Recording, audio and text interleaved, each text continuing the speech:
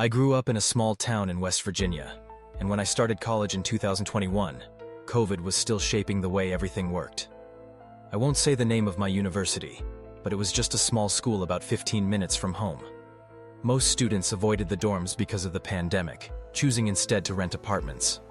I couldn't afford that, so I lived on campus during the week and went home every weekend.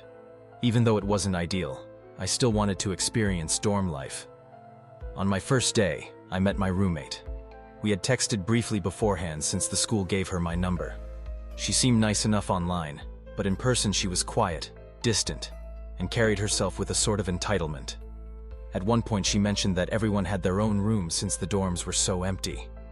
Then she added, "I did last semester and until you showed up."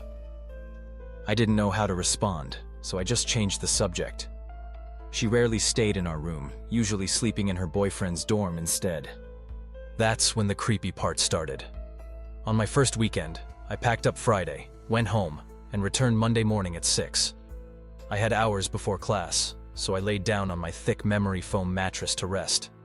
After about 10 minutes, I felt the edge of my bed press down, like someone had leaned on it. Too tired to react, I stayed still. Then the pressure lifted, and I realized what had just happened. I glanced over at her, but she was turned to the wall, seemingly asleep. The next weekend it happened again, except this time the mattress dipped deeper, as if someone sat right beside me. I froze in fear. A moment later, I heard the sound of someone jumping off the high bed. When I finally dared to look, she was once again facing the wall, lying still in her bed. I convinced myself I must have been overtired, maybe even imagining things, but the third time removed all doubt. That Monday, I came back early as usual and climbed into bed while she slept across the room. Minutes later, I felt the mattress sink beside me. This time, a hand touched the back of my neck and just stayed there. My heart dropped. I couldn't move, couldn't even breathe normally. After what felt like forever, the pressure lifted, and whoever it was got off the bed.